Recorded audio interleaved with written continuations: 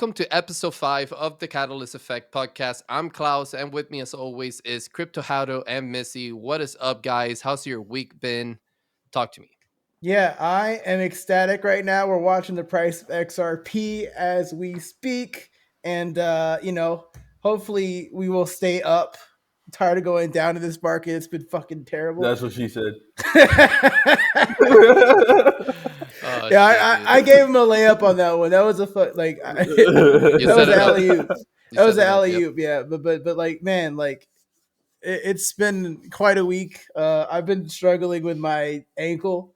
I haven't played basketball in like Man a is week. crippled by his own I words. I He's am. crippled over there. I am a cripple. This guy out here like 2013 Steph Curry or whatever the fuck. When Monte Ellis was still the king of the Warriors. My ankle looks like a fucking grapefruit. So it's been the worst. I've been like lazy and not doing shit, like walking around and stuff. So still getting some work done and still trying to game when I can.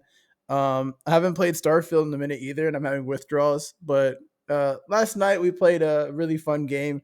Uploaded another episode of the Is This Game Asked or Not series. So like that was a fun game. It's actually a really awesome game because it's like half music and half game. Yeah, Dude, I was Like gonna like say, is what that gameplay. game is game that? on Steam, or is it like only on Xbox Game Pass? It is. I think it's only an Xbox game because it is a Bethesda title. Like they Oh. published it. Mhm. So I just picked a random game out of the blue from Games Pass, and I saw it had like music involved, and I was like, cool. Like I like music games because like I was thinking like Brutal Legend. Like Brutal Legend, I played through that.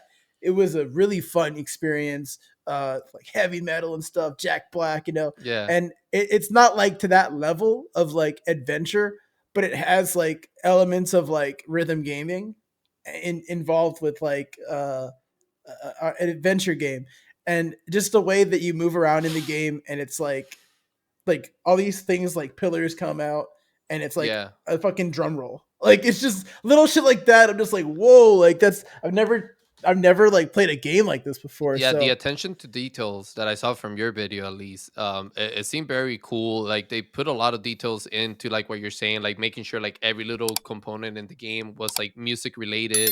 I did look at the storyline as well, and it seems to have a good storyline from what I was looking at. So it looked pretty I cool. linked it in chat. We should pull it up. I linked it in chat. yeah, Oh yeah, let's look it up real quick. it's got like a lot of licensed music in it. So it, like the Black Keys is like in the opening sequence of the game, and there's the one random black guy. We got that quota, so like I'm happy with it. And then there's like a bunch of like interesting looking characters. There's like a robot cat that reminds me of like Sailor Moon in a way. Same black cat that talks. Hell But yeah, dude. yeah, it also has like a MP3 player as like your heart or whatever. So it's like half Iron Man, half music man, I guess. It's just really cool looking game Well, here, let's overall. take a look real quick from your own video. So let me lower out the sounds a little bit real quick, but let's take a look real quick.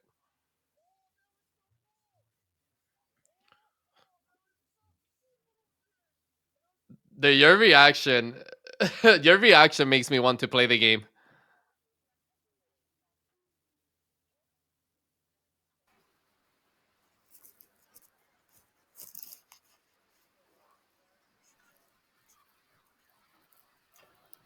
Damn, this is interesting. Like, I had seen parts of the clip, but I hadn't fully seen it yet. Yeah, yeah. I just noticed that. I just noticed the drum Yeah. roll thing that you were talking about. The tun tun tun tun tun. That Yeah, shit was so cool, so man. from the second I got in, it was like already doing this like rhythm thing. And it Yeah, was like I was like, I feel the rhythm, I feel it, I feel the beat. And then you go through the game, you're progressing, and it's like everything that you do interaction wise or cutscene wise, like syncs up with some kind of rhythm or beat. And it's wild, dude. Like I want to make more content on it. So like, hey, get that video to 100 likes, and we'll make a series of like That's pretty episodic cool. like walkthroughs. So But yeah, that's Hell yeah, pretty. man! I gotta Yeah. say, this is probably one of my favorite series that we're doing as a in our channel, but also that you've done yourself as a content creator. I love seeing it, man. I think it's actually pretty cool to showcase how many games there are inside the Game Pass that have really like fallen through the cracks, right? And live kind of like in this library that nobody really like makes content around, you know. So I think that's a pretty cool like little journey that you're taking and finding out like this library of game and whether they're worth it or not, you know, and just making content around it. And you yourself, I find, are finding like games that you want to I continue think to you play. should You know, try so the it's a pretty game cool that Prof experience. recommended Absolutely, next. and The My Hero Academia Battle Royale game. Oh, dude, have you Yeah, did you yeah, see yeah. that? I We don't think we he were was there playing when so we Prof were was playing talking about Farlight it, the other I don't think I night, was there for and that, Prof but hopped in, and he dude. was telling us about this game that's free on Steam, and it's like a My Hero Academia battle royale game, and we got to try it out. hey, you watching this video right now, come closer. I got a secret for you guys. When it comes to content creation, music is everything in your videos. And if you're looking for the right music to add to your video, you may be kind of overwhelmed with your options. You might be tired of getting copyright strikes on your videos because YouTube is very unfavorable to those kind of things. Well, boy, do I have the solution for you. Head on over to pro.splashmusic.com. You can generate AI music with text prompts. That's right, you can type words like, I want heavy drums and bass. Here we have samples. Remember guys, head on over to pro.splashmusic.com. Use my promo code HODOFREE to get your first month off, and happy music making with AI. For sure, for sure. Dude, the thing about this series that I really enjoy is that I have zero expectations into any of these games. I have no idea what's going to happen, if they're going to be fun, they're going to be, miserable. I have no like expectation of it. And you get to see like a 30-minute window into a game with all the cutscenes, with all my, customization or whatever the game has. And to me, that's just allowing me to like explore the games, like just to see, just to get a taste of it. And then people might be like, wow, this is a really cool game. I want to jump into this. Or they might be like, he doesn't like this part. What the heck? So it's like it's getting a lot of reactions from a different people. Like the My Pet Hooligan one, for instance, was just pure gameplay, most of it. Like there's no cutscenes or anything. It's just pure gameplay. And we got a lot of comments on that one because people were seeing like me go from hating this game to loving this game within 30 minutes. So, it's a really cool series that we've come up with. Yeah, because in the beginning it was very negative. The My Pet Hooligan Yeah. game, like super, it looked like super ass, and then by the end of it, you're just kind of like, damn, I'm gonna keep playing this shit on stream. So it was cool to see that progression Yeah, because it's raw, it's authentic. yeah, the timer like went off and I was like, turn this shit off. I'm going to keep playing. So like actually in that video, I was playing further than the timer and I left it in there because like it was part of that experience for me. So that's another thing too. Like sometimes the timer goes off. Like in the most recent video, the timer goes off and I'm so sad because I want to keep Yeah, playing. yeah, dude, I was gonna bring that up. I think that's part of the whole like what makes the content so good is that you're making it so real, right? And you're like just putting your whole experience through it. Like I literally saw how sad you were when the timer went off and you were like, no, like like why? Why do we gotta Yeah, stop like here? So that it's really ass cool to see. on the edit. You should have done something like no. Like slow timer, yeah. For Yeah. sure, man. What about you, Missy? How's your week, man? How you been? My week's been great, man.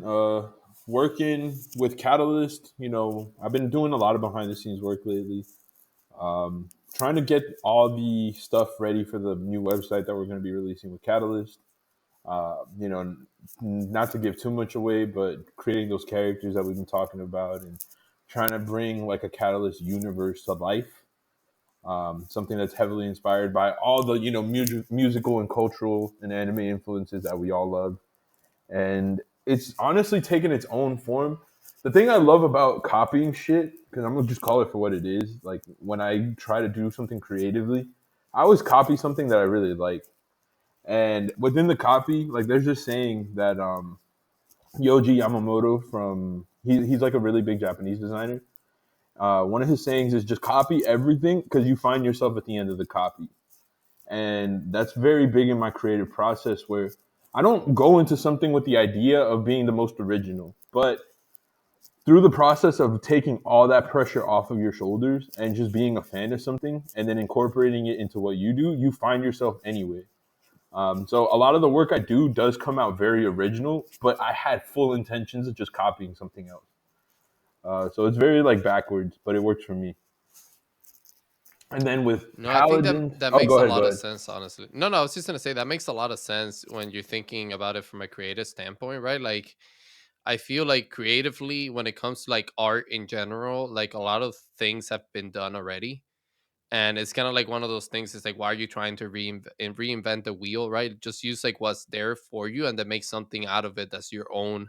Put your own spin into it. Put your own style. Put your own like imagination into it, right? So like it becomes something original. But I get what you're saying, man. I think people try to be so concentrated in being a one of one all the time that they lose the process of their creativity and their creative process in general, you know? So making Yeah, that whole process a lot harder for them, you know? a lot of people are like, your stuff is so original, like anything that I work on, whether it be written, written content, or like a video idea or something that we'll do for like art. And I'm just like, I had zero intentions of being original, but that's really cool that it comes out that way. Because ultimately, we always have to like go off of the feedback that we get, right? Because once you create something and it's out to the world, it's like no longer yours.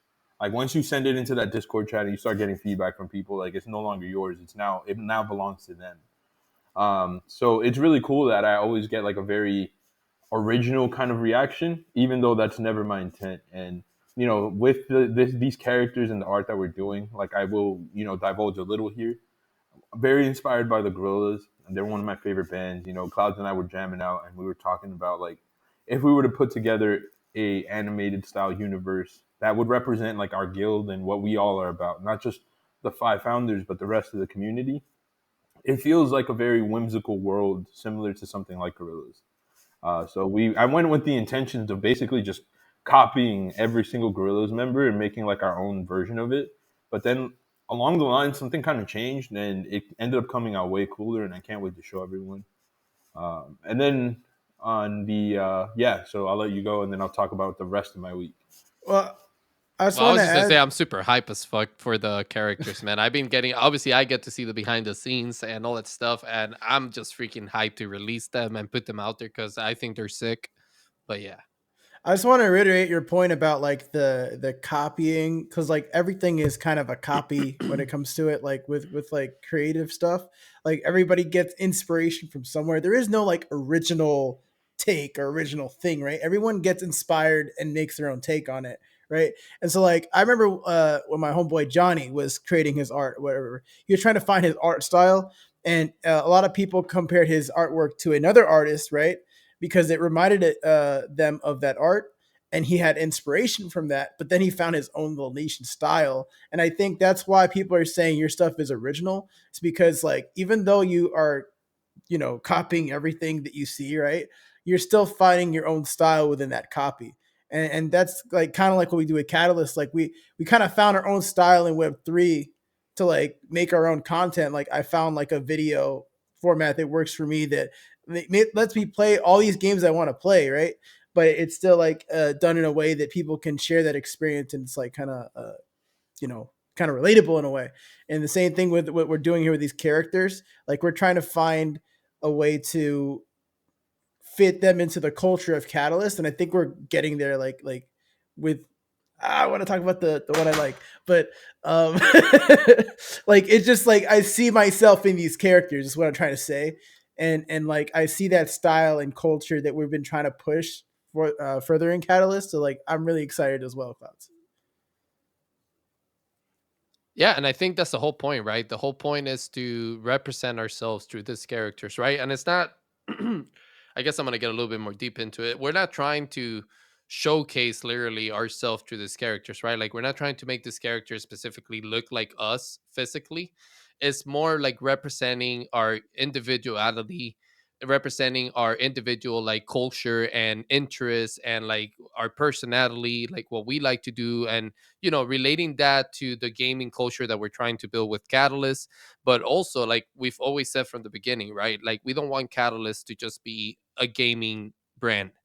You know, we want to be a lifestyle brand, right? And we want to be known as Catalyst. We don't want to be known as Catalyst Guild, a gaming guild. You know, like we want to be known Catalyst as a worldwide brand. You know, that is also focused on lifestyle. So I think that's what we're trying to do with these characters is just bring more of that culture into that scene of like the lifestyle culture that we're trying to produce with Catalyst. You know, so I think it's gonna be super cool, man. I think it's gonna. I mean, we're also working on our lore, right? Like our little backstory for the brand.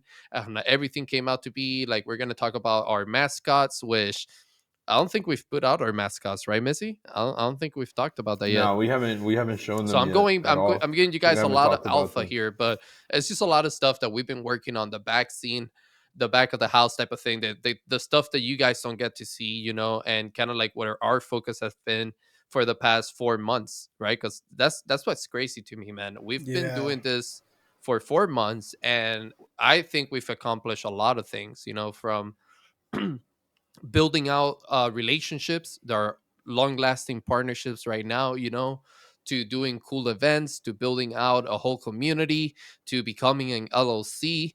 I mean, we've done a lot of things, you know, so I think it's super cool that we've been able to just kind of like put our head down and concentrating working and actually delivering and executing on everything that we're telling our guild members and community that we're going to do. I just want to say the moment when it got kind of real for me, like the LLC part, is when I got this letter, and I'm gonna hide my address here, but it says U.S. Bank, right? So like we had banks reach out to us, like to our physical addresses, and it said like the Catalyst Guild, or sorry, the Catalyst OOG, the Catalyst OG LLC with my name on it, and I was like, yo, like we've arrived a little bit. You know what I mean? Like we should be proud of Yeah. ourselves, like for what we've done here. Cause like, yo, like I haven't had a letter like that appear in a small business ever in my life. So like I was like, this is for real now. Like we're kicking it into high gear now. You know what I mean? Yeah, man, it's been a crazy 4 months. Honestly, we obviously don't sleep much and shit, but I mean, I love it. Like, I don't sleep. There's a lot of people in the space that in Web3 in specific that are always talking about how little sleep they get and how they need to touch grass and shit. Like, I wish I felt that way, right? Like, for me, it's I wish I couldn't sleep. It's not something that I'm always trying to get rest. I wish I could go without sleeping because there's always so much cool shit going on. There's always so much shit I want to be working on. And I think that a lot of the reason why we move so fast is because there's just so much excitement behind everything that we do. Like, there's so much passion behind everything that we do. It's really hard for me to ever like unwind. I'll be fucking thinking about Catalyst or any of the other things I'm working on literally until the minute I fall asleep. And then I'll wake up with like my phone like either on the floor because it fell out of my hand Yeah, or dude. like under my pillow or some shit. It's so crazy that you're saying that because I've been going through the same thing, bro.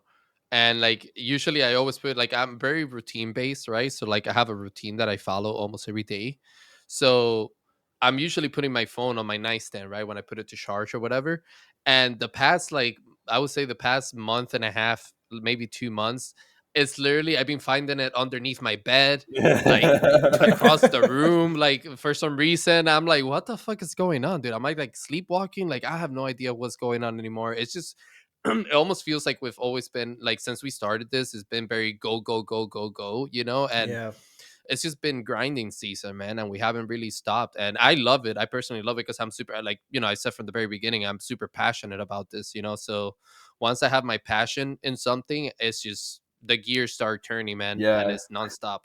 Yeah, I mean that video that I edited, like I recorded it like 3 a.m. I got done editing like 7 a.m. I didn't get to bed till like maybe 7:30, a little bit after that. And even And now then you're I couldn't even sleep because I was worried like did it schedule? Like did it schedule? You know, because I see it scheduled, but I'm like, is it gonna post when I get because like sometimes when I try and schedule stuff on Twitter, it doesn't or sorry, X, it doesn't actually schedule it. Like it yeah, doesn't do X it. kind of sucks with that. It's Yeah. always has, but YouTube is pretty good so far from my experience. So Yeah. So, and then the other thing too is like I had uploaded it and realized I made an error, so I had to re-render it and then re-upload it and then delete the other tweet that I did, retweet it. So I had to do a lot of stuff, right? And it's just like all that stuff is just like to me, it's worth what we're doing here. Like it it doesn't matter what I have to do to get it done. It just has to get done, right? So yeah, I'm really excited, dude. 4 months. You're right. It's been crazy.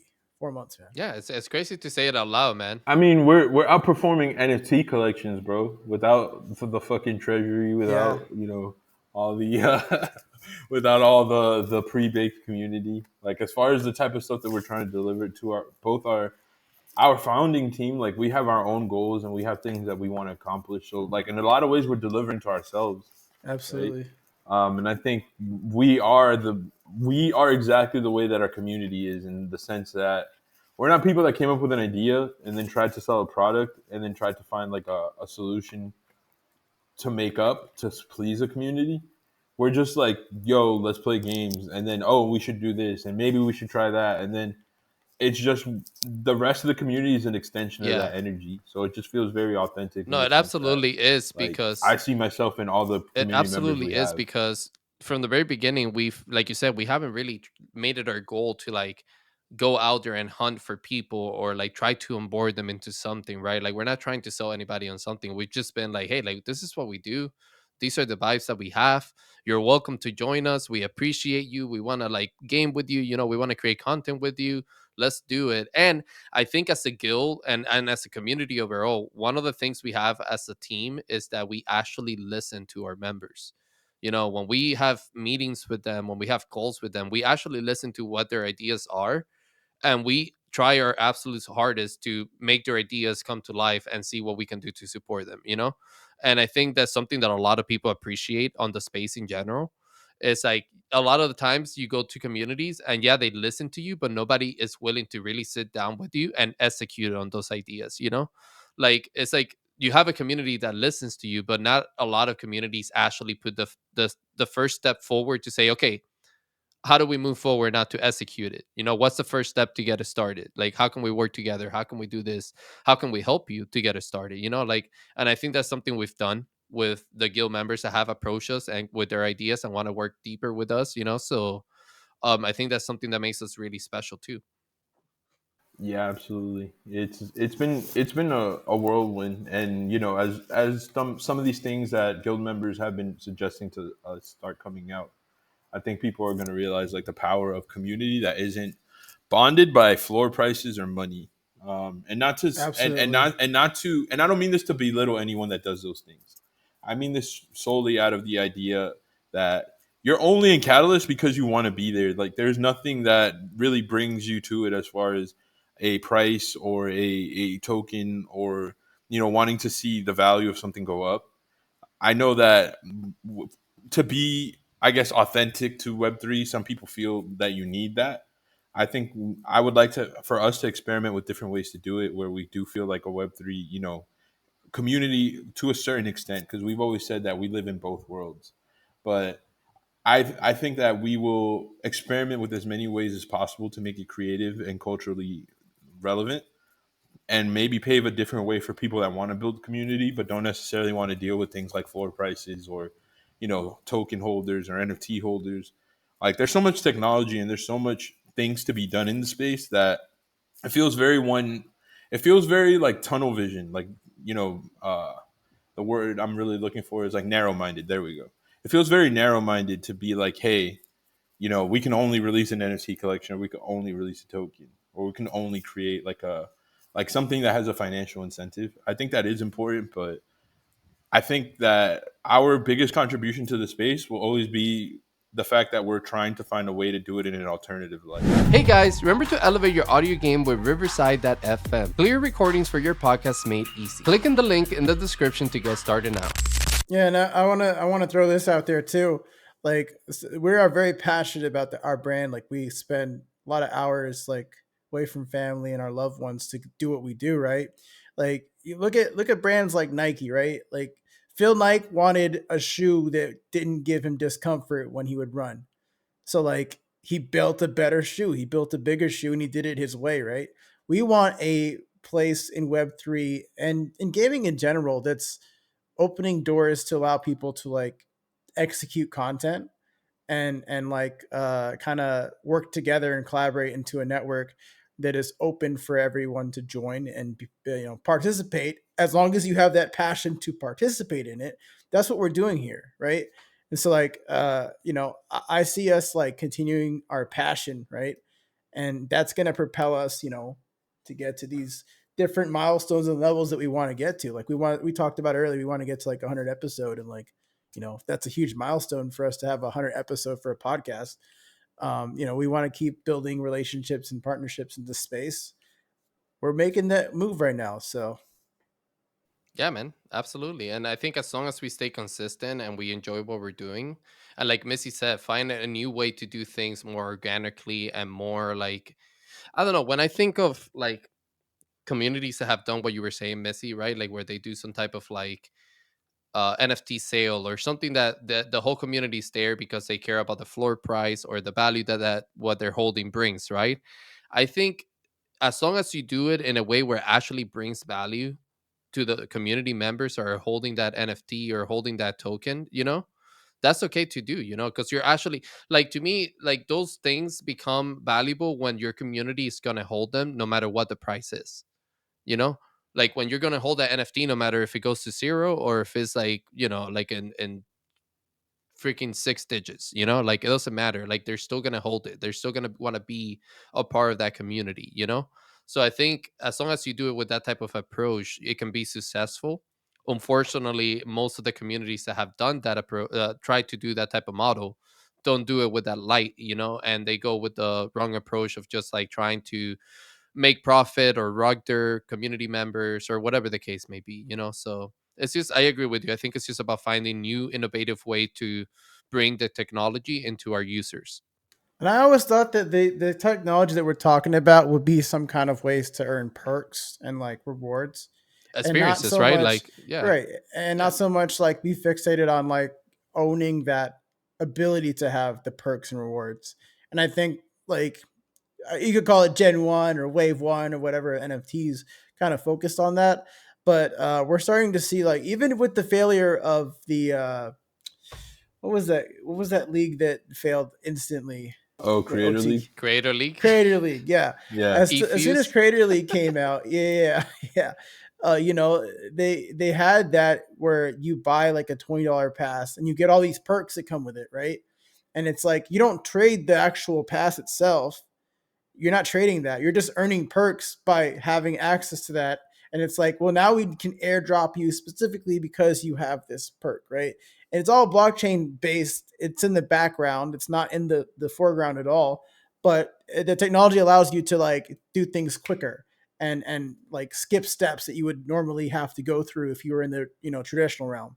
And that's where I see like us using that technology, but also like the entire space evolving towards that, because uh, then it doesn't become like I have to get in now and then, oh, I missed my opportunity to get in, there's a fixed supply of whatever. Now there's like an endless supply. It's just a way to get in and get all those perks, right?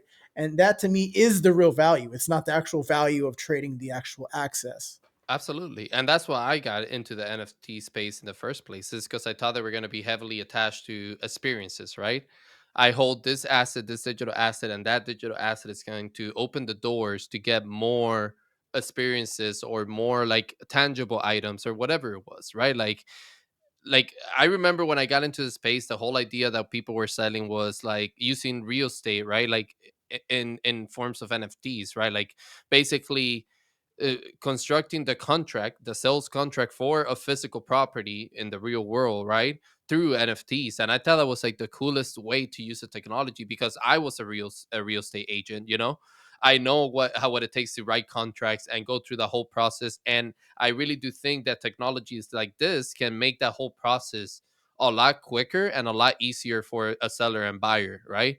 Because now the buyer and the seller can be anywhere in the world and we can still do this. And I'm not saying that's not possible right now, because obviously now you can send a contract virtually through PDF and all this bullshit like DocuSign and all that stuff, but it's not the same, right? Like NFTs take it a step above that and make it a lot easier with the blockchain tech, right? So and just like concerts, right? Like imagine being able to get a ticket that is your entrance to the concert, but also by holding that ticket, the venue or the artist can track who that you actually attended to this concert, and they can reward you with more experiences, maybe like some collectibles, like, hey, thank you for attending that concert, we're gonna send you some merch, like shit like that. I thought that was like what the whole purpose of NFTs were. And then, once I entered the world, obviously I saw like the whole trading culture behind it, right? And like having to trade NFTs and like selling to make profits and all this type of stuff. And it was just a very, very different world of digital collectibles that I thought it was going to be a little bit different. Yeah, I mean, I saw it like going the route of like AI was going to do all that kind of work for you, which in my opinion could be dystopian, where you're like taking jobs away from people, and like, the airdropping and like the location of those items would be done by the AI. So that's where I thought we were going to go, and I still think we're going to go there at some point. I just I see AI as like kind of like the middleman and gonna take away a lot of jobs from people to do those tasks. And I honestly think that the AI is going to be motivated by profit. Like that's what I think is going to happen in the future.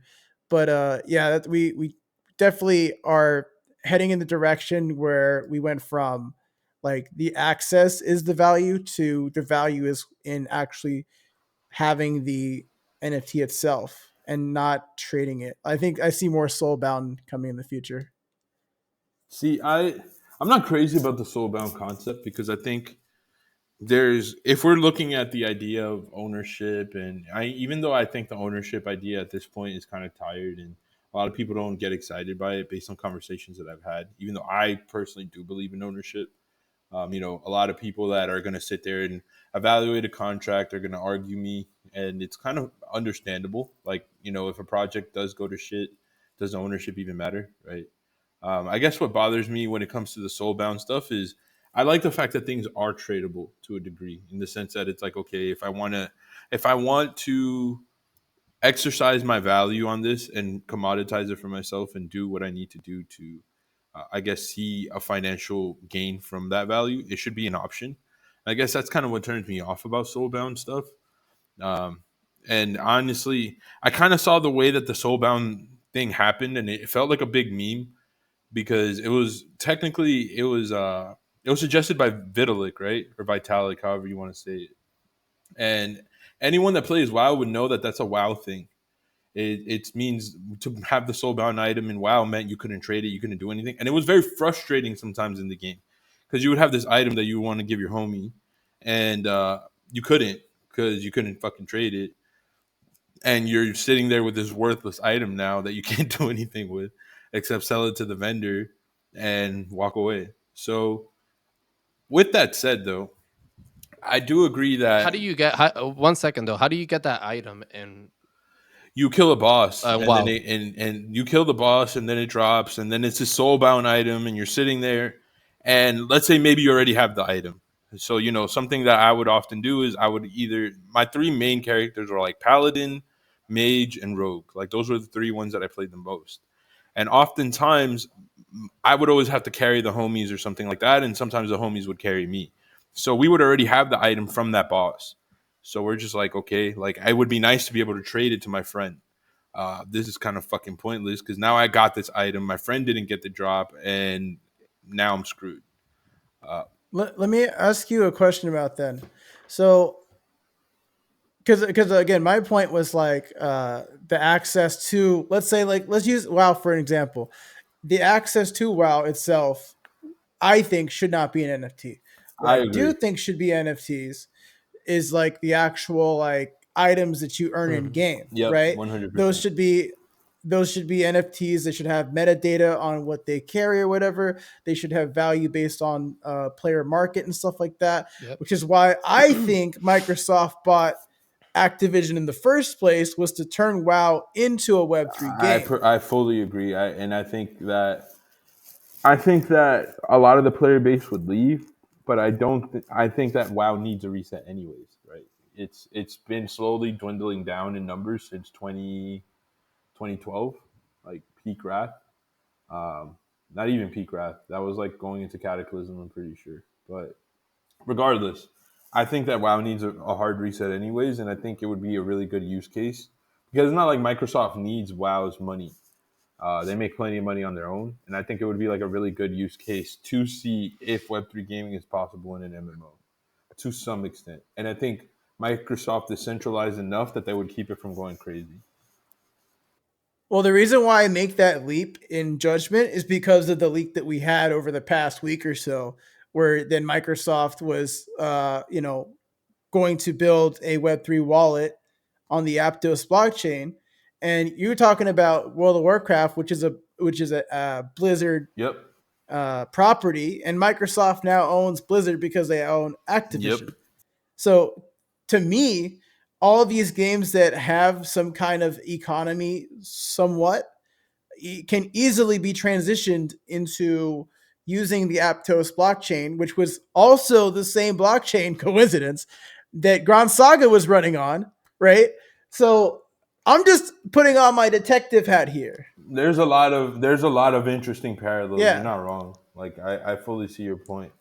And honestly, there's been a I know Cloud is probably going to pull up that Yeah, I'm Microsoft working thing, on it right now. but there's There's actually been a guild in Web3 gaming that's been farming WoW gold and selling it. Uh, yeah, they're my friends over at DGen Legends. They're obviously living up to their name, right? They have been they've been making, some of their players have been making about 1,000 a week farming WoW gold and selling it on the black What market. the fuck? it's pretty fucking crazy. Yeah, I'll send you guys a link in chat to pull up. It's pretty fucking crazy. Like I was talking to the Uh, guys last night actually on Discord. Hello, let me get in on that. Yeah. What the fuck? Yeah, I just linked it in chat.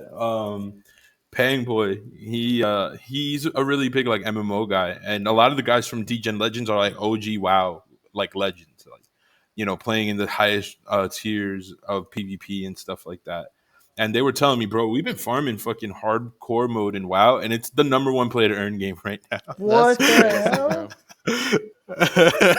I didn't even knew that people were um, doing that in WoW. That is so crazy. yeah, it's always been a really big part of the WoW like community and ecosystem, which is why play to earn always made sense to me because I used to buy gold as a kid illegally. Uh, I used to carry people in arenas and do all the shit that you weren't supposed to do, and that's how I made money to like buy my mom stuff for her birthday and buy stuff for Christmas. Like I used to carry people in arenas, and the coolest thing I ever did as a kid is I bought my mom, a Louis Vuitton bag when I was in the 7th grade, and I did that all off of carrying people for like a year. Like it wasn't something I did very quickly. It wasn't a get rich quick scheme, but I always wanted to put Louis on my mom, so I was just like, fuck it, I'm gonna go fucking, I'm gonna farm. I'm gonna stay here and I'm gonna carry as many people as I have to until I can buy my mom a bag. Nice, dude. And honestly, that was pretty stupid. I should have done something smarter with it at 12, but uh, it was. I just wanted to see like my mom smile and put something really cool on her. So, like from that moment, I believed in play to earn, Web3 gaming, and all that kind of stuff in some capacity, right? Like that was the beginning of it because I did some seriously illegal shit in this game that could have got me banned, but I bought my mom a bag. It Uh, was so worth it, bro. It was so worth it Well, for the yeah, Louis. well, listen. I think this confirms then my little tinfoil hat or detective hat, whatever. I think this confirms it. Like the fact that they want to have a sort of like a MetaMask for Edge. yeah, They want to have that integrated and have that work into the products that they just consumed. Pretty much anything that was Destiny is another game, right? yeah, That yep, is yep. Activision. Yeah, Yeah. so Destiny could easily be a Web3 game. Boom. They put the little wallet on there. At the end of the day, it's just code, right? It's just fucking code. It's not a big, transition like there's not a lot of details you got to do. It's fucking code. I mean, that's Turn on the fucking switch. dude. Apparently, it's not just codes because we've been complaining about Call of Duty for fucking ages. Just bring back the old maps. It's just a fucking code. I mean, how the map is already fucking created. Just bring it back. It's just a code. We don't understand development, how to, so apparently we don't. So No, it I'm must be talking much about harder. blockchain, the blockchain wallet integration. It's just No, code. You but can go to ChatGPT and get it yourself. Hey, You that say, is I want to true. put an XRP wallet on this game. Boom. That It is gives true. you the That is fucking true. list. We do have something now that we didn't have before when we were complaining about Call of Duty all those years. Is that we have Chat GPT now to do the work for us. Exactly. That is absolutely right, my friend. But in all seriousness, in all seriousness, do we think do we think that Microsoft is gonna make their leap into Web3 with an already popular series like WoW, or do you guys think that they're gonna create something new? Because this is not the first time that there's been some speculations or leaks of Microsoft trying to get into Web3, right? I remember right around the time where Daniel, the CEO, the ex CEO of what was it, Blizzard, Yep. joined the Mutants. Yep. You know that there was some speculations of Microsoft jumping into Web3 with a new game that they were coming out and all this stuff, and that fell through because funding and all that type of stuff. So do we think that Microsoft, if they were to make the jump into Web3, do you guys think they're So going to try to do it with a new title that they Absolutely. can test around with, or ruin? before we get to that part, let's look at how they currently are planning to get involved based on this quote unquote leak. I don't think it's a leak at all. I think it's really good marketing, but we'll see. So they've partnered with Anchor, which is a infrastructure provider. They host nodes and all that stuff, and they're going to use it for their marketplace and to potentially like set up a wallet. That's basically what Hado's been telling us. And it's scalable. It's going to be on Aptos. Blah blah blah blah blah. We get the point. Now, if you pull up, for example, I put this tweet in the little chat that we have here. Mhm. If you pull up that tweet, you're gonna see a tweet from my friend Pang Boy where he's talking about how WoW is currently the best play to earn game in the world right now. That is hilarious. Hold on, let me bring that up right now. We're about to make the whole Web3 community mad. Hold up. Yeah, they're all gonna be real mad, bro. Here we go. All right. So this play to earn game is making 1,000. Certain players 1,000 a week. Some of them even multiple six figures playing World of Warcraft. So if you read through the comment section and stuff, you'll see his answer on why. But I actually know why without even reading it. And it's gold farming. We've been doing it in WoW since I was fucking in middle school. And what you do is you farm a shit ton of gold. Some people run bots. Some people just have a really good way of farming gold on themselves. Some people hire people from third world countries, pay them like, I don't know, $4 an hour and have them farm the gold. And what they do is they sell them on these marketplaces, similar to like the gray area marketplaces used for CSGO. Like some of the original gray area marketplaces in gaming were WoW marketplaces. And what we used to do is we used to sell, well, not we, because I didn't sell gold, I sold carries. But what people used to do is they used to sell gold on these gray marketplaces, and they'll even advertise it in fucking chat and be like, yo, you want to buy some gold? It's like drug dealing in fucking WoW, where it's like, yo, you want to buy some of my gold?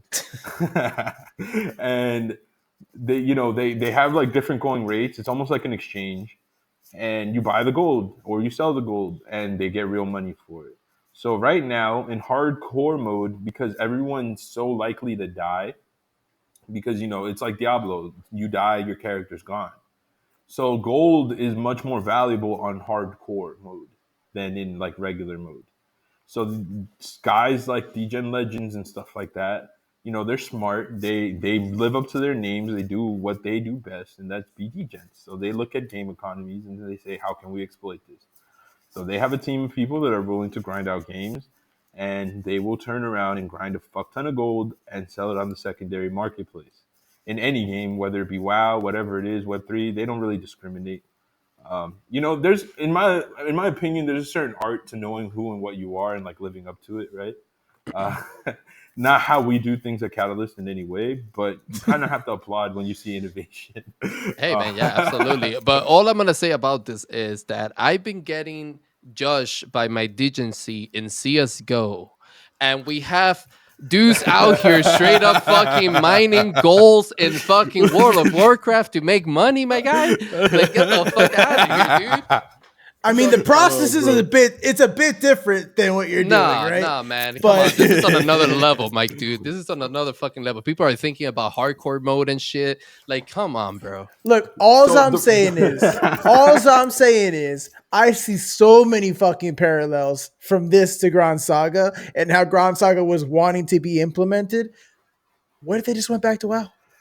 So the thing is that WoW, they've been experimenting with having multiple versions of their game out at once. So they have retail WoW, they have classic WoW, they have Burning Crusade WoW, and they have Wrath of the Lich King. And now they've introduced the idea of doing Classic Plus.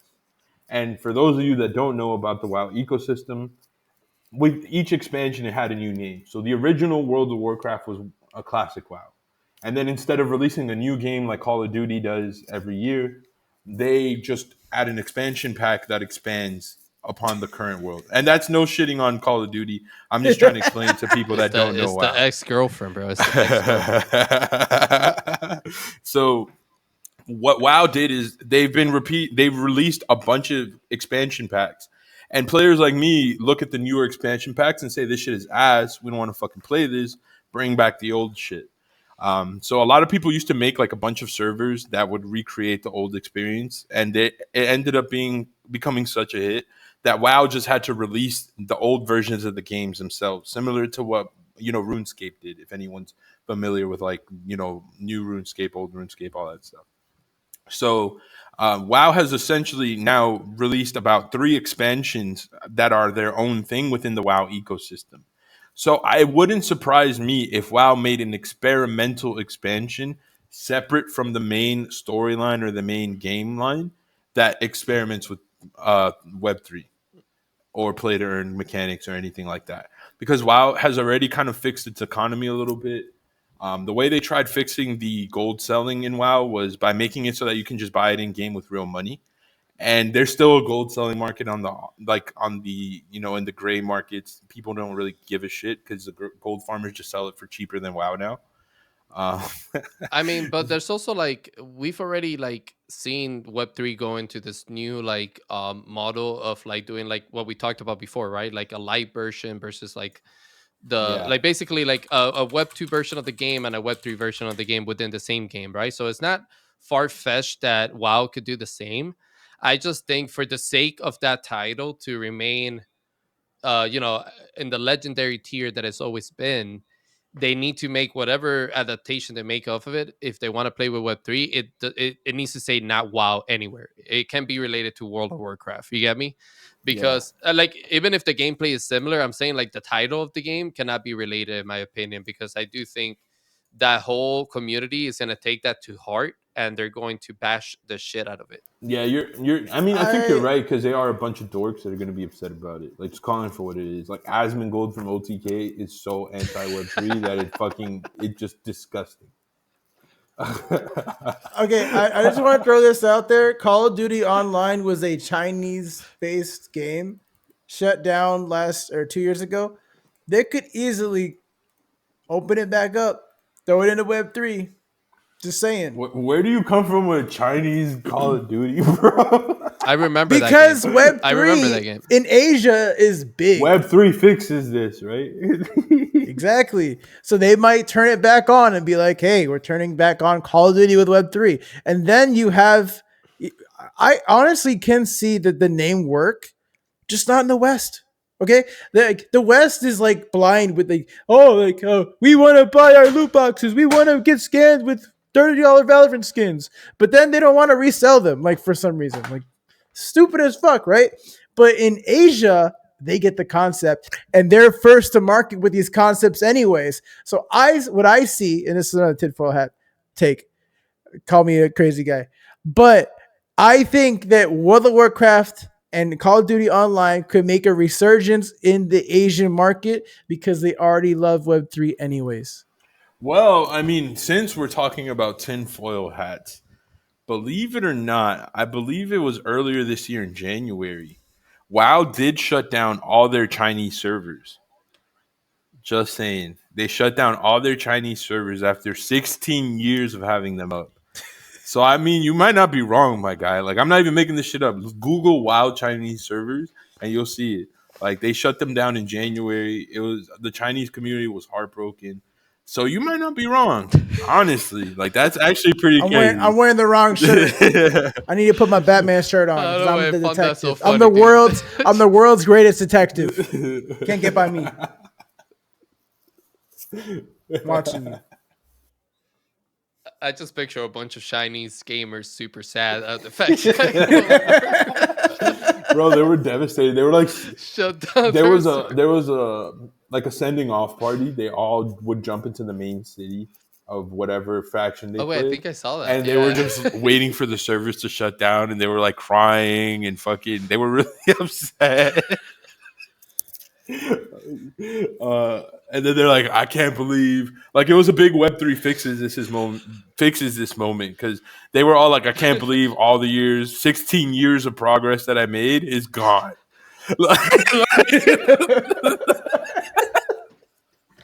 Yo, this guy's fucking Yeah, gone. that is 16 years. Some of these people played for 16 years, and it's just all gone overnight. And they were like, so what do we do with our characters now? And they were just like, start over. On a different server. damn. Not even a data transfer. honestly, I don't fully know, but I'm pretty sure they didn't do one. God damn, that's fucked up. Yo. Damn. This- Let's start over. We don't care. Hey, this is the one time I think Web3 would fix something. Yeah. God damn. I just googled it. Shit. The player data between any regions were Dude. not able to be connected. that is the saddest thing I've ever heard And in he my life, fucking bro. laughed the whole time. Holy shit. Dude, how can you not laugh? Because these are the same people that I bet if WoW were to reopen the servers tomorrow, they will be jumping in there immediately. You get me? Like absolutely. nothing happened. And this is the same thing that we were talking about last week with Call of Duty, right? Like these players went through the same thing with Call of Duty. Like they've been playing this game for so long, collecting and spending money on these assets, and now it's all gone, like just like that, you know? And I can relate to that, dude. I fucking spend dude, I don't even want to talk about it, but I spent a lot of years spending money on that game, and none of it was transferable to the next title, you know. So it will always suck. I always went to the next title saying, "Fuck, I wish I had my like tiger camo from Black Ops 2," or like, "Fuck, I wish I had my diamond camo from NW2 because it looks so See, that's fucking why sick." You get me? Go ahead. And I no, and I I was was just gonna gonna say, say, and I never had that opportunity to do it because it wasn't a thing, you know. I have the exact same sentiment if League of Legends was shut down because I have hours upon end that I've spent, money that I've spent, time unlocking things, different cosmetics, emotes, emblems, avatars, ranks that I've gone up and down in, characters that I've unlocked. I probably have too many hours in League. It's probably unhealthy. I haven't spent as much as my brother now, but I've spent quite a bit. And if that was to just shut down and be like, we don't care, I would be pissed. I would never buy anything from a game company again. See, I'm not like you guys. I only made money in WoW, so. But but what I will say is, I had a hard time getting into other games because of like WoW trained me to be like, yo, why am I gonna lose all my progress? Like if I log into my WoW account right now, like if I were to resubscribe, because I'm not subscribed currently, but if I were to resubscribe, log into my WoW account right now, I still have all the accolades and shit that I had before I stopped playing, right? I still have all the achievements, I still have all the items, you know, for whether it be for weapon skin purposes or anything like that.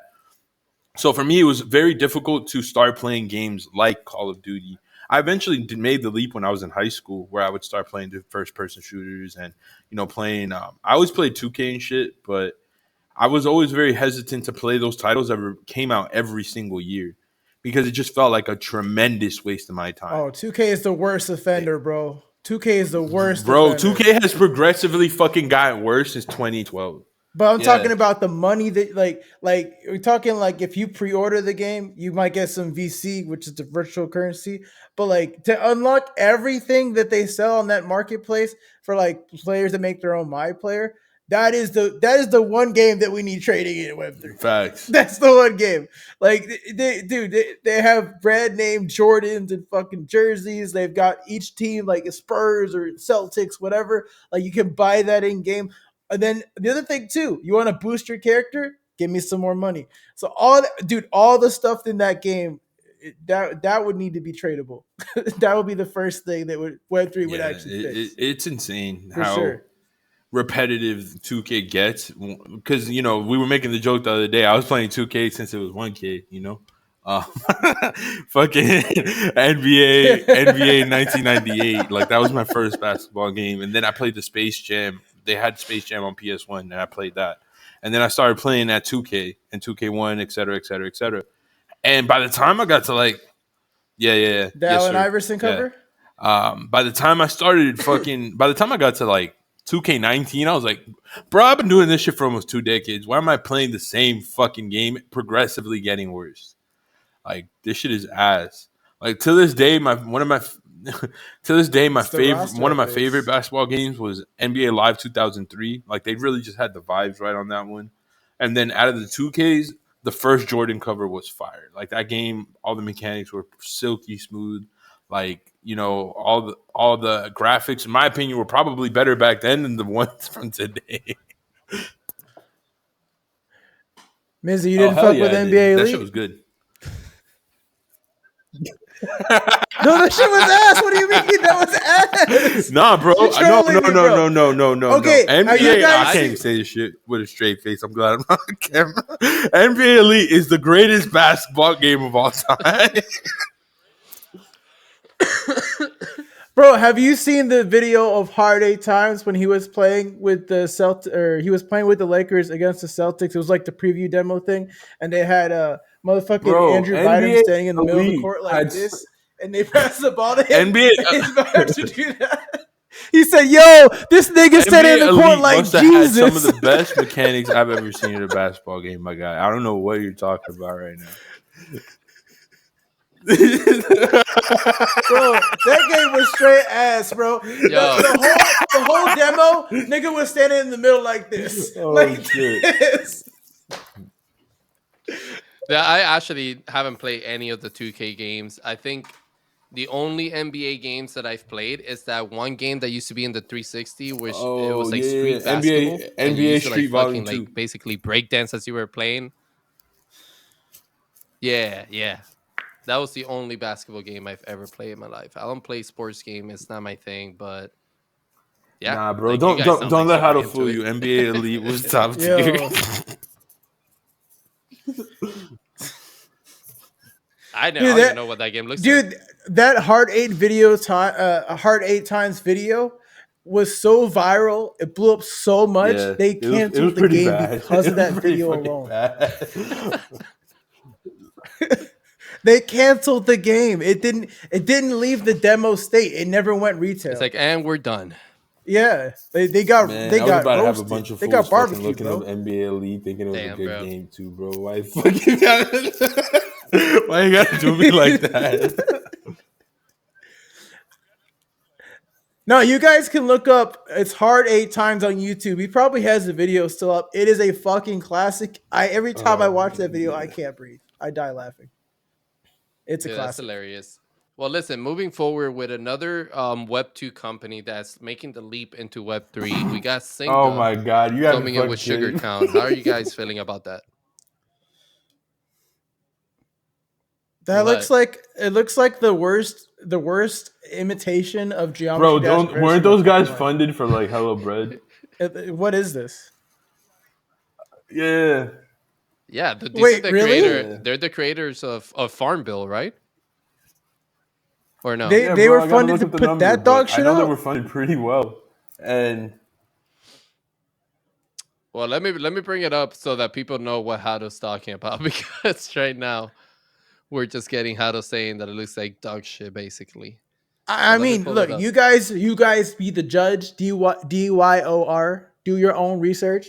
But what the fuck? nah, Don't do your own research. That shit is ass, You don't bro. need to- Don't let anybody Nah, nah, convince nah, you nah, nah, nah, otherwise. nah, nah, nah, nah, nah, nah. That's what I see right now. The Nyan Cat. Hold on, let's You made it. You made it. Hey, nigga, you made it.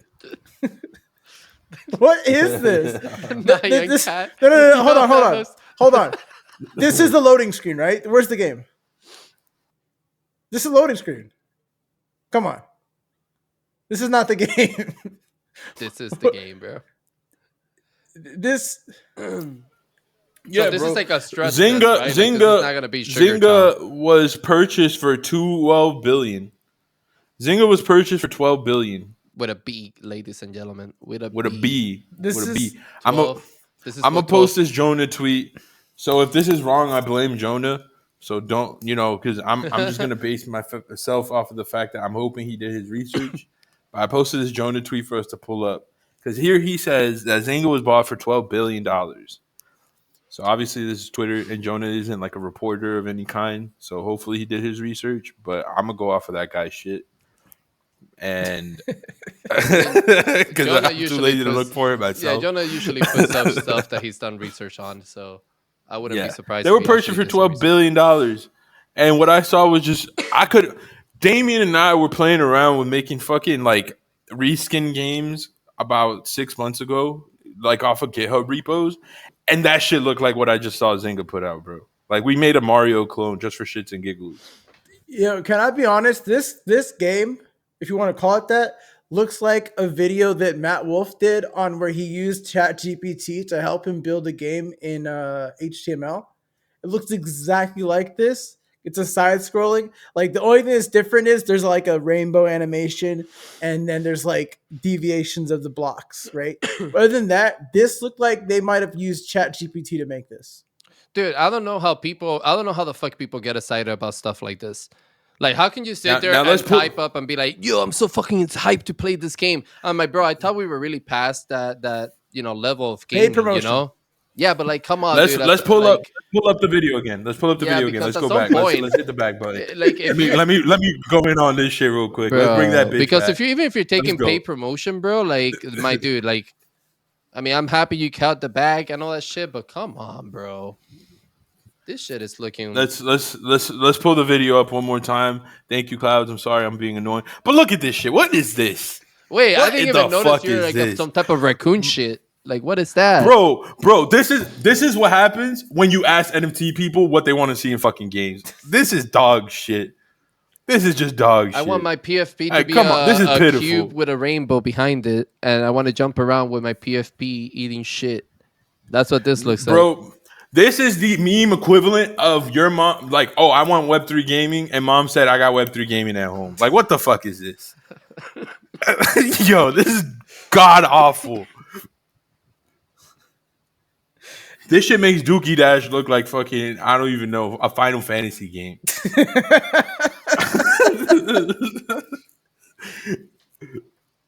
And at least Dookie Dash was self-aware. They were like, yes, this game is shit. It's in Look, our title. Well, at Look, least this Dookie Dash game was a is- little bit more unique, and like at least it had like some Yeah. type of element related to their community. This shit is just the most random thing I've ever seen in my life. You know, Wait. What does NGMI stand for? Not gonna and make it? not gonna make it, which is Like a this perfect game's game. not gonna make it? Listen, Wait, they named themselves not gonna make it? That's not a good start. I don't know, man. It could be just a troll, and this is not the final product type of I thing. mean, I you know? hope it's a marketing. And it's just like I almost hope like it's a marketing play. maybe it's like a mini game, maybe it's a Yeah. mini game leading to the real game type of shit.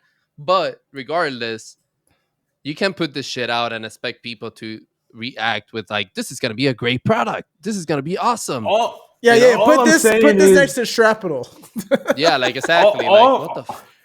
all I'm saying is that Zynga coming into Web3 was like the start of like NFT culture. And I'm not shitting on the NFT homies. I have a lot of NFT homies. Shout out Addis, shout out Kinetic. There's like a lot of cool NFT homies. I'm not going to shit on all of them. But Zynga was like the start of a lot of the grifter NFT homies starting to come into Web3 gaming and being like, we're all going to make it, trying to do that whole wag me fucking shit in gaming. And a lot of us were like, get the fuck out of here. And this is why. I don't care if it's a marketing scheme or whatever the fuck. Like, you guys cannot look at this shit and support it and act like it's good. Even if it is a marketing scheme, obviously it's working because people are talking about it. But god damn, this shit is garbage. Shotomate kudasai. Can you please scroll up? Although this, hold on. Although, no, sorry, scroll down again. Although this is just a kickoff to Sugartown and ultimately a stress test to the system, the whole presentation and game shows Zynga's longtime gaming experience. Beware, the gameplay is very addictive and works like a charm. This is addictive. This is dopamine. And Web3 also, mechanics integration is spot on. What are you talking Bro, about? if this is the experience they've had in gaming, I don't want them to make games, bro. Like, Y'all can keep that shit. we're good, bro. We're good. Don't bring it. This Yeah, is a don't new bring this, segment bro. of this This is game horrible, ass or dude. not, and I'm gonna say this game is ass. I don't even think Hado needs to play this for like longer than 5 seconds to be like, nah, this is ass, bro. Like, we're dude, good. dude, if you guys in the comment section or on Twitter, wherever, ask me to play this for 30 minutes, I'm looking for bleach. Like I can't. I can't. I'm looking for bleach. We're gonna have a staring contest for 29 minutes. That's what we're gonna do. Bro, There That's you what we're go. gonna do. Yeah, man, I'm not happy about it. This game is just not for me. I don't care what it is, if it's a marketing campaign or what. I'm not interested in it. I don't even want to look at it anymore. This is an insult to fucking Geometry April Dash. Fools came 6 months early. That's all I'm gonna say with that shit.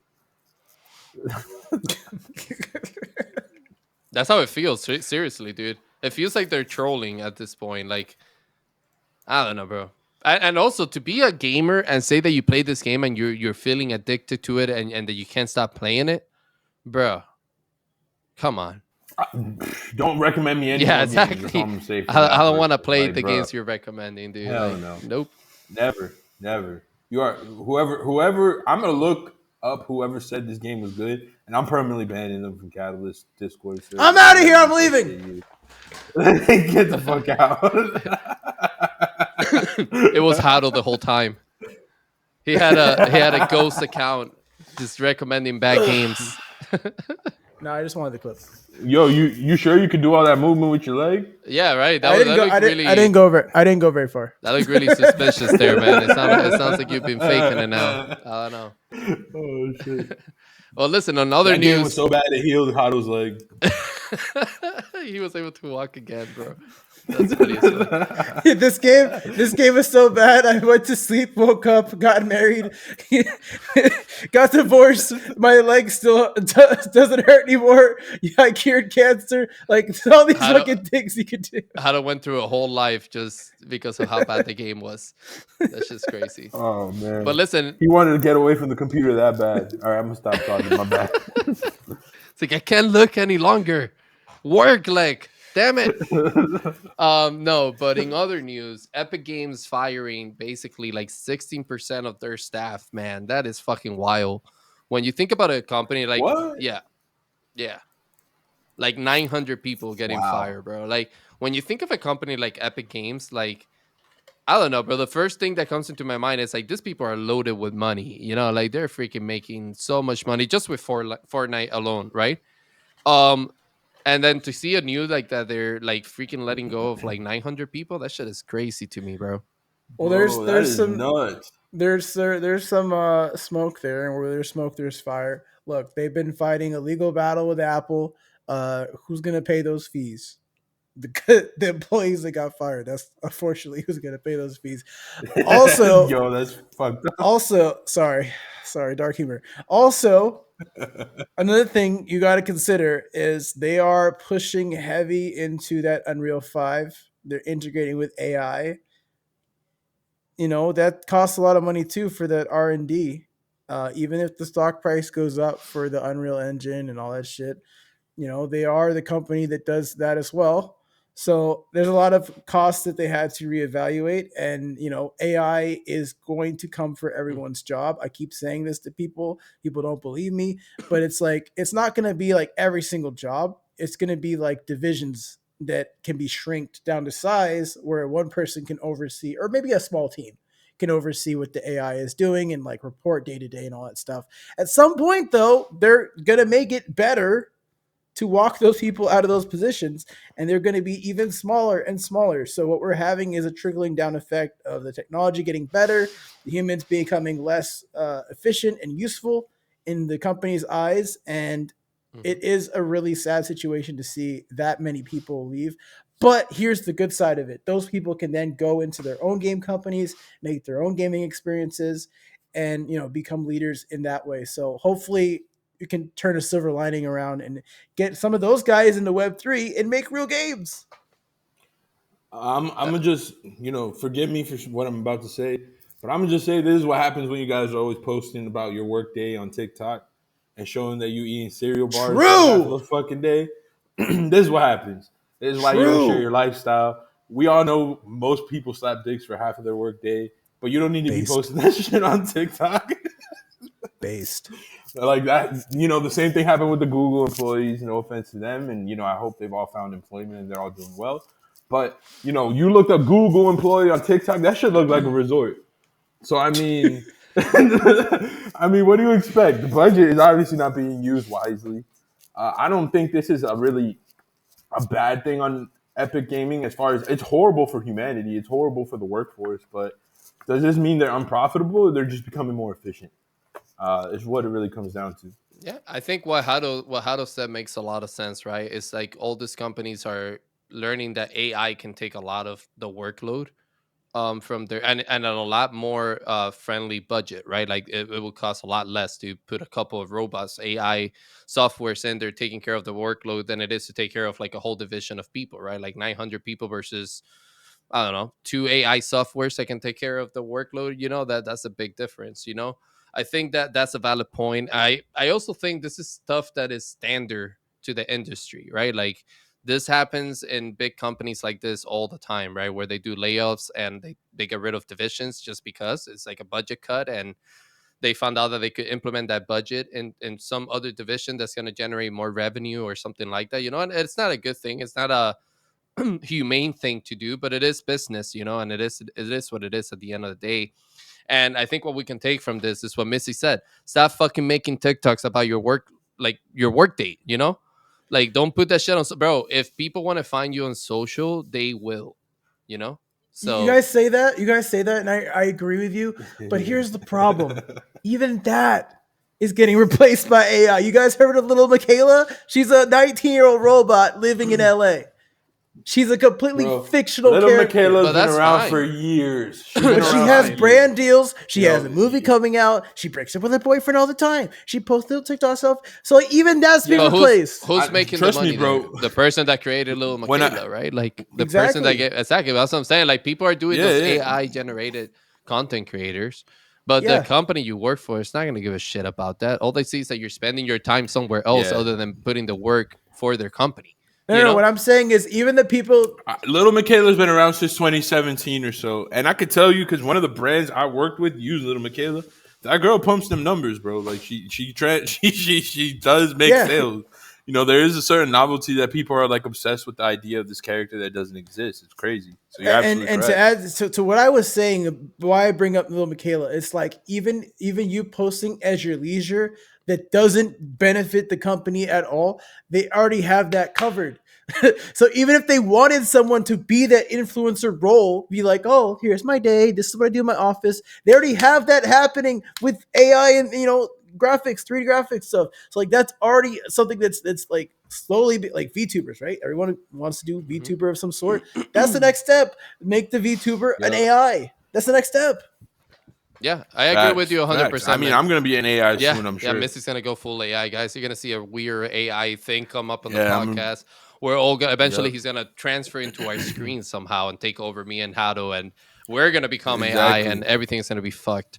But I do agree with Hado in some sense, right? I do think certain professions and certain divisions are definitely going to be replaced by AI, and those who are lucky enough to learn how to use AI to their benefit and to improve their business and make their workload less stressful are going to benefit from it, and that's just the way it's going to be. And when I say that is that I do think that most, specifically not so much blue collar professions but more white collar professions are at risk of getting replaced by AI, right? Like, and when I say blue collar, for example, I put being a teacher at a blue collar job, right? um but that's a job that I don't think will ever be replaced by AI because parents want that human connection with their children. That's what you want for education to happen, right? Like you need that human connection.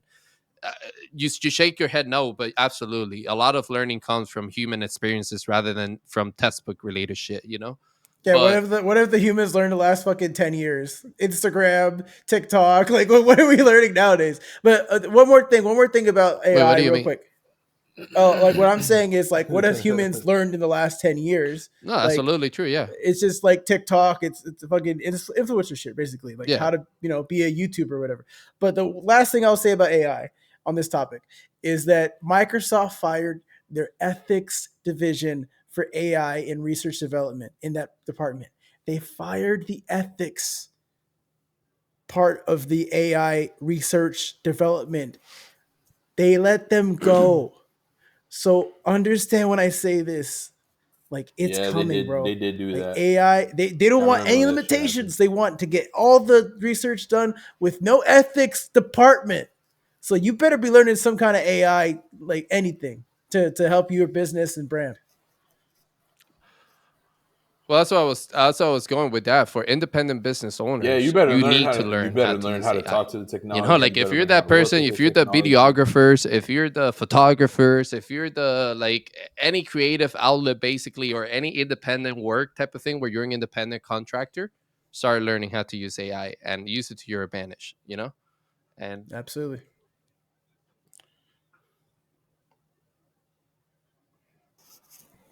So what I will say is, I think games are gonna go in the direction of like music, where everybody's a rapper today, right? Everybody got a mixtape. Everybody got a fucking. Everybody's in a group of some type of shit. I feel like the technology is being democratized in a way where, for example, if I wanted to be a music artist, I did play instruments as a kid, so I would have like an advantage compared to someone that's never done it. But if I wanted to be a music artist in a month and I had zero experience, the yeah, technology would allow me to at least produce a beat in that amount of time, right? Where when I was growing up, you actually had to know note patterns, like, learn your tempo, learn all that shit, learn how to tune the instrument if you were using a string instrument or even a wind instrument, right? Even drums you need to tune. So like there was a lot of things that went into the shit. process behind playing instruments Splash Pro, that the as one soon that as software like Hato uses, you know? Fruity Loops, I forget the actual FL Studio, and exactly. So the first wave of democratizing like the music making experience with software like Fruity Loops and all that stuff. I really only use FL Studio, so that's why I'm gonna just keep saying Fruity Loops. But and now you have shit like Splash Pro where you just type in a few prompts and you have a beat. So games are, in my opinion, if someone had the right ear, they could still make a hit song with that tech, right? Will I Am's been using AI technology in his music for over 10 years. There's actually a video on the internet that if you look it up, him and Fergie got into a huge fight because he was basically trying to AI auto tune their voices and like all this type of shit. Oh, yeah, And that's why they Fergie like broke flipped up. out and like leaves the studio. So this Many technology reasons. has been That around that's probably behind the one of scenes them. for a Yeah, while. Uh, I was gonna say. that actually was one of the contributing factors. They got into a lot of fights over that type of shit. But uh, I see games going in a similar direction where it's like AI might be the FL Studio version of gaming, where it democratizes the gaming builder experience, and then eventually we get to a point where anyone can make a game, and we have this crazy period where back in the day in the 80s or some shit, people would sell millions of records when they made an album. Now people that are hit artists might get like 200,000 copies sold first week. I think we're going to see the same thing happen with gaming, where it's like games that used to make billions and billions of dollars are slowly going to go down to like a million, 2 million, half a Yeah, and to million add to your in point, revenue. And these that would be tools a already normal thing exist. because it's like one guy and his Unity homie has making a a game. built-in AI like search tool, like where you can type stuff. Unreal has it as well, and also it came out in the last keynote that I saw for NVIDIA that there's going to be a specific file type that deals with the AI generative tools. So that way, you can take that file type and throw it into other things. So, like, let's say you're building an Unreal, you want to take that same file type and move it over to Unity or any other engine that works with that file type. And so they're trying to make a file type like a new standard, kind of like we have like different file types already. Like OGG is like a file type for music within games. So yeah, they already are implementing that stuff, and this stuff is like rapidly Mhm. evolving, bro. Like I remember in January, it was like very, very different than where we are in fucking October. So like it's rapidly evolving. It is, man. Facts, facts. Like not to divulge too much, but I'm actually working on an AI Ooh, you anime gotta with a show couple of us my that behind friends, after the and that podcast, wouldn't bro. have even been possible in January. Yeah, it's something that we're working. I'm having an actual writer work on the script. We're putting together all the images in Midjourney, and then we're taking those images and we're putting them into Runway ML, and we're basically finding ways to animate the Mm-hmm. images. And the way Runway ML works is it starts to fall apart on you after about 4 seconds. So it's really interesting way to make like animation, because you still have to follow animation rules where you have to make sure that the page keeps Mm-hmm. flipping in a way so that the things move the way that they're supposed to move. The images move the way they're supposed to move. So what we've been doing is we've been experimenting with how do we tell the story in about 3 to 5 minutes and it feels fluid, but it's very visible that it's AI, because we feel like there's art in the fact that it demonstrates that it's AI. We don't want it Yeah, to and you're not look saying like like AI AI, but generated we want it to be intros, something that like can be some of these followed Netflix throughout the shows. storyline. There's music videos as well that are doing like AI type of music videos for animations and Yeah, stuff. exactly. And people like, oh, this is terrible. Like people are losing their jobs, all this stuff, and the people are like, no one lost their jobs. Like our team worked on it. Our team that is an animated team worked on the AI generative shit. Yeah, I So don't like, understand why people have this perception when they hear AI and it's like people lost their job to make this happen. It's like, no, motherfucker, the people that had their job were using the tool to make it happen. Like it's yeah, just like I don't understand that whole concept. But have you guys seen that whole thing with Mark Zuckerberg, like the whole metaverse AI like experience thing that he did where they did like a whole interview? That shit is fucking wild, bro. yeah, Because that goes beyond like Yeah, crazy. a whole animated thing. This is like basically like sword art online type of shit. If you ever seen the anime, where you have the goggles and it's scanning your whole body and making like a sack replica inside a metaverse, and like Yep. that yep, that's on another level to me. yeah. And It's even I getting don't know if you guys saw the picture where they show samples of what he started with and where the product is now. And just like you were saying, Hado, it's like it's insane, bro. The first product looked like the people were made out of clay and Yeah, shit. it's Like it looked insane. like one of those clay movie. And now yeah, they're yeah, like yeah. basically it looks like you're in real life, like watching this person. So Yeah, I mean, VR is this kind of goes into like I don't know if you ever guys ever watched Moon on YouTube, just MOON. He's a really, really I don't want to say dystopian type of like director with his videos, but he does go into a lot of dystopian type projects or events in world history and in current time as well, and draws parallels to them as well. But with this VR, with the Apple Vision, with the Quest 3, um, I think that world is going to immerse itself. Like, so I can see a world where it's like AI, VR, AR, and then crypto, kind of like are the four pillars of like our future. And it kind of like goes into detail of like how they all work in tangent together and how they're all going to kind of like put people into like two tiers of society, which is the metaverse and then real life, right? And so what we're seeing right now with the Zuckerbergs and Apple Vision Pro is like the early days of the metaverse. But at some point, the crypto market is going to be involved in that because everybody is going to be buying and selling something virtual to be on their physical. I mean, it already And is, right? Like that's yeah, already yeah, happening. So yeah. yeah. So like that's where I see it going. And you're right. Like uh, we went from like spooky ghost, like Casper looking clay, type animations to like very lifelike, fucking Like it's weird. like you and me are like talking to each other, bro. It's crazy. And this Yeah, is all tying down to like what we were talking about in the beginning of this episode, right? Of like having these experiences like digitally, right? And like yeah, imagine if I'm able to put this goggle and it scans my whole body and I'm inside this metaverse where I can walk up to a stage that's being set there and I'm watching Post Malone give me a live concert and I'm freaking vibing and I'm looking around and then I see you huddle next to me doing the same shit and we're yeah, talking, having a drink, but all of that is happening inside this virtual world. And the actual concert could be happening maybe like in somewhere in Europe. You get me? Like, but we're still yeah. there virtually. Yep. That is what the future is, in my opinion. That's where these experiences are heading to. That's what the whole purpose of VR, AI and all this stuff is It for kind in of the makes you metaverse. think. It kind of makes you I think mean, about sorry. Okay.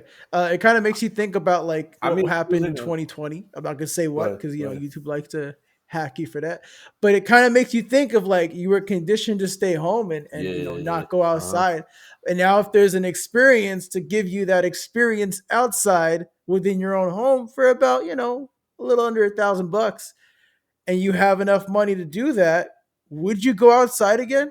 And the other thing too, if you can make money from this thing, like making models or whatever, right? Or selling what people are making or earning while you're in those experiences, would you ever go outside to earn Well, again? no, and I think what you the experience that you're talking about, right? Like the thing that happened in 2020 shifted a lot of people's mentality Hmm. into like, I need to figure out how to make a living and make my comfort, right? Again, from my office, right? I need to figure out Hmm. a way to make that happen from the comfort of my home because I'm not allowed to go out there anymore, right? And that mentality stuck with people. Like we never came out of that mentality, and I've been saying it ever since. That it's almost like society has been in this twilight zone where if you notice people don't want to work anymore, people are quitting on their employers because they're like, I don't give a fuck, I know how to work from home and I know I can make it a thing, whether it's doing data entry, whether it's doing like whole like eco selling, like whatever, e-commerce, whatever you want to, like this, content. People have figured it out, and like that mentality stuck with people.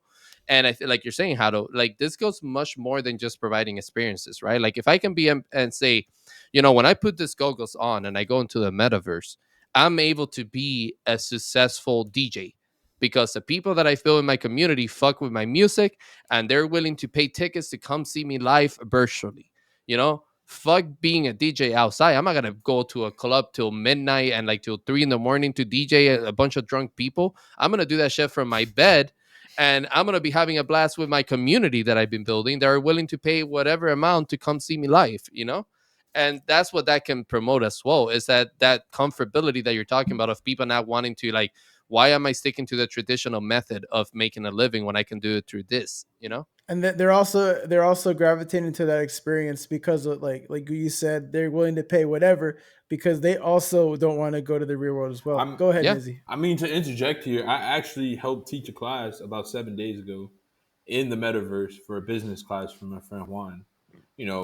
For those of you that know him, JRP, he has a spatial metaverse thing that he owns, and Yep. he and I actually, our first ever collaborations were in metaverse style conferences. We used to have game developers come and talk about their product and talk about the development experience, and people doing business talk about that.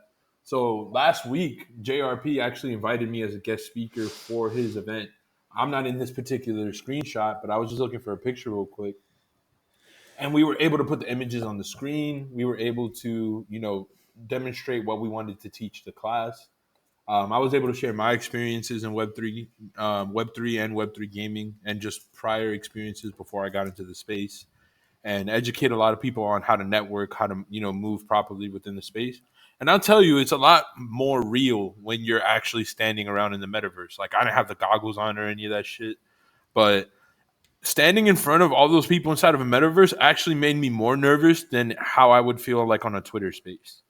I was just like, oh Yeah. shit! Like I'm looking at these people. They're all sitting there in the room, and yeah, I It has handled it my has like a 3D space audio, yeah. right? It's spatial. Yeah, it's 3D space audio. Yeah, yeah, yeah, yeah. So And this is, man, this is so fucking dope because this could even be like, of you guys seen TED Talk, right? mhm. Like how they Yeah. do this Yeah, conferences of like panels of talking and like workshops. Almost this could be the metaverse version of that, and like, this is what I mean. You're still providing that level of experience to people that is like they're able to access it no matter where they are in the world. Like, what if this guy, this cool guy named Damien in the crowd, right? What if he's like somewhere in Albania, for example, right? And he's able to access this workshop, right? Through the virtual metaverse, right? And still be present, still be part of it through that. yeah, and And I love this discussion because it started with the Second Life, it continued with VR chat, and now it's like continued on to be more professional, more business oriented with these experiences like this. Yeah. yeah, because in real life, how much money would I have had to pay to meet up with one and have this type of a discussion? And how many people would have not shown up because they would have just been like, I'm not spending a ticket to watch two randoms on Twitter. So we're accessing an audience that we wouldn't even be able to access in the real world, because not that many people would actually show up to see two random guys with a couple thousand followers on Twitter talk about networking and business and shit. Like that's not worth the ticket to them. But if you tell them, hey, meet me in this metaverse in 30 minutes and we're gonna have a quick little chat about networking, they'll pull up. So I do think it is a new way of building community and creating experiences that don't exist otherwise. I also think that I don't know. Maybe this isn't. Did we ever talk about doing a podcast in like a metaverse one day? We We did did talk talk about about that. it, yeah. Yes, something like We've that. talked about Yeah. that before. Absolutely. I think we have a lot of cool ideas for our podcast, and maybe that's something that we'll definitely explore like in the future when we have We the do. accessibility to We do do so. have a lot of ideas for the metaverse, We Yeah, do. we do. We do. We Yeah, but have a we lot. do. Actually, we have a we're not couple going of to give things. out. No, we're not giving that out on this Yeah, episode, but we do have we're not giving. We're not giving that no, out. no, no, no, no, no. Now we're gonna keep that one in the house, but we do have that coming out soon. So stay tuned for that one. Is all we're gonna say. Um, Everyone keeps telling me that metaverses are dead, and I do understand that they're very like they do have negative components within it when you think of like humanity at a larger scale. But at the end of the day, you know what? The world's gonna happen whether you like it or not. You can adjust to it, or you can not adjust to it and get left behind and cope and jump in later like people always do. But we like to be forward thinking. We like to be ahead of things here. I think So everyone that keeps telling me that metaverses aren't going to work, I will literally make sure that they work just so I can be like, see, it worked. no, I I think also There you go. metaverse are the biggest bridge for blockchain in period. I think yeah. metaverses became stagnant because people tried to make it a game and made it all about gaming and made it all about like oh, we're building this game in the metaverse which is going to allow you to have interoperability, which we got to understand that that is a cool concept, but our technology is not even close to that yet. And I think if they would have focused on metaverses being a place where you can deliver experiences to users, it would have been it would have caught a lot more traction quicker, and a lot of it, like the sandbox, would have been developed by now, like fully developed, and like freaking we would have a lot more access to it. If But if I don't think they're dead at all, and I don't think it's a failure. I think it's actually a big part of blockchain and Web3 in general. We just have to utilize it correctly. if metaverses were dead, Second Life would have never ever taken off, and then also a VR chat wouldn't have had a bunch of technology created to make the VR chat experience more immersive.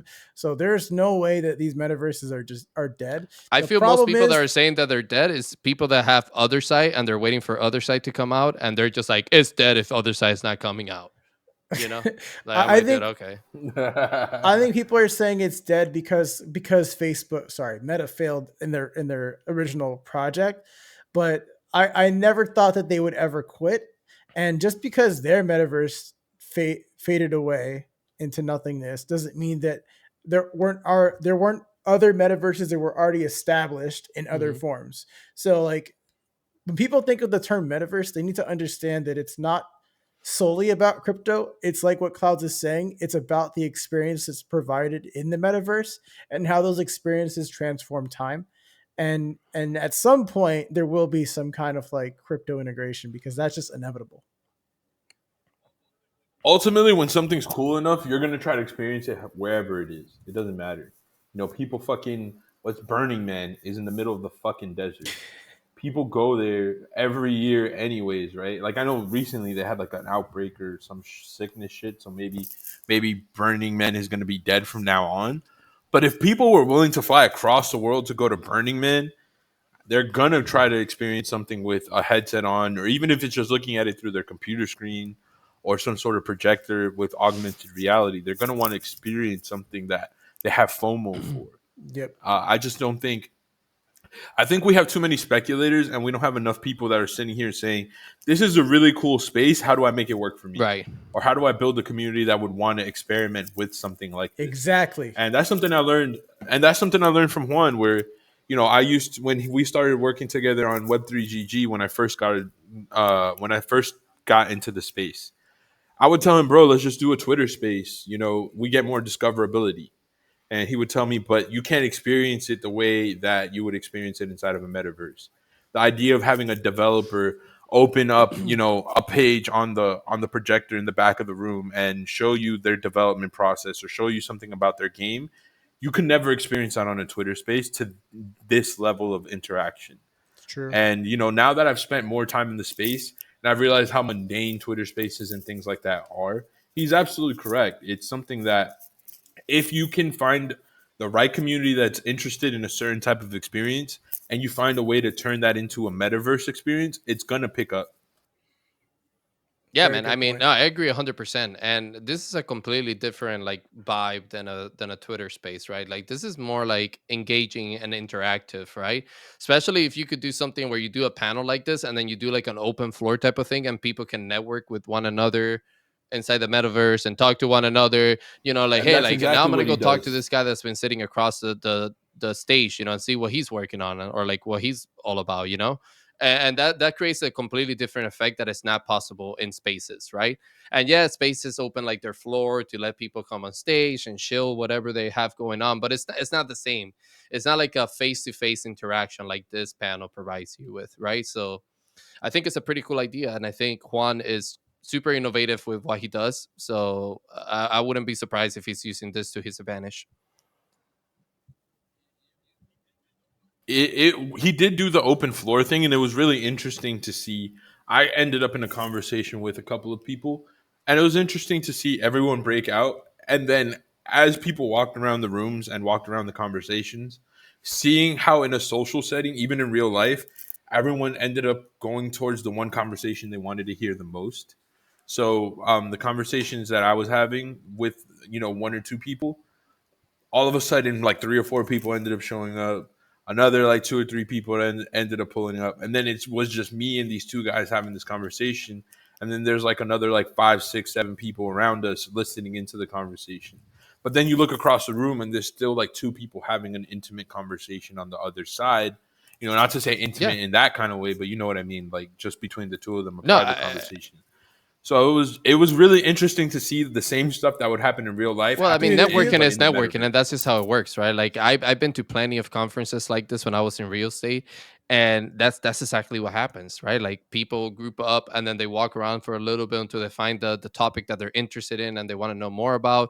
Then they stay within that group, and yeah, that's what you're replicating here, And I think that has a very powerful element and impact into when you're networking or just like trying to teach people or educate them on something. So yeah, props to Juan for figuring that one out. and I mean, if you've ever played VR chat, this is exactly what happens. Like exactly the experience that you talk about.